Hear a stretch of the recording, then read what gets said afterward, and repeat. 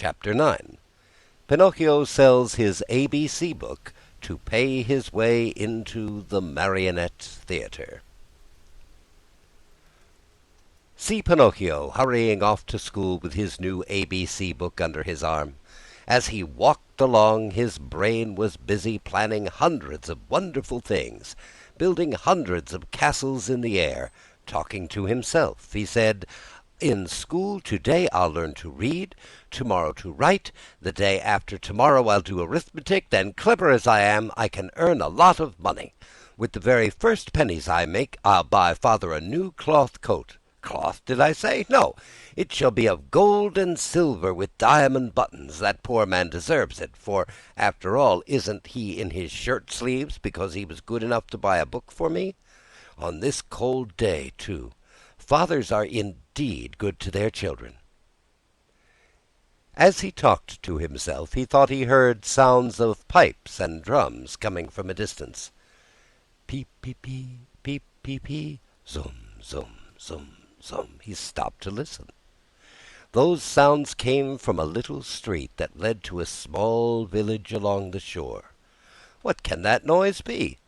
What a nuisance that I have to go to school. Otherwise... Then he stopped, very much puzzled. He felt he had to make up his mind for either one thing or another. Should he go to school, or should he follow the pipes? "Today I'll follow the pipes, and tomorrow I'll go to school. There's always plenty of time to go to school," decided the little rascal at last, shrugging his shoulders. No sooner said than done. He started down the street, going like the wind. On he ran, and louder grew the sounds of pipe and drum. Peep, peep, peep, peep, peep, peep, peep, peep, peep, zum, zum, zum, zum.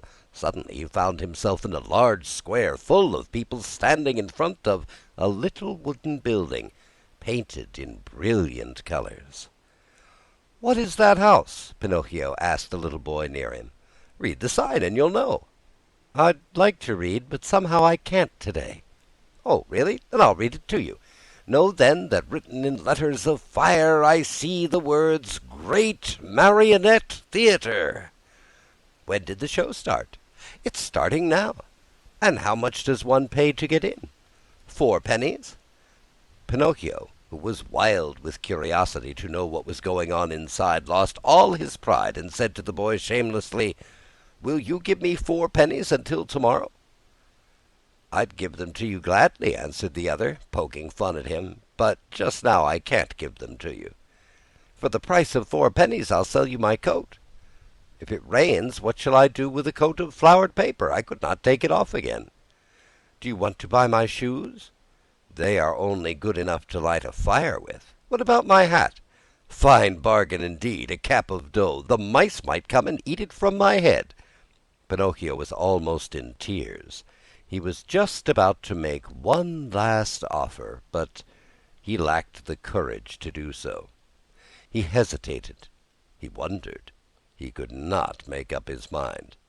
At last he said, "Will you give me 4 pennies for the book?" "I am a boy, and I buy nothing from boys," said the little fellow, with far more common sense than the marionette. "I'll give you 4 pennies for your ABC book," said a rag picker who stood by. Then and there the book changed hands. And to think that poor old Geppetto sat at home in his shirt sleeves, shivering with cold, having sold his coat to buy that little book for his son. So ends Chapter 9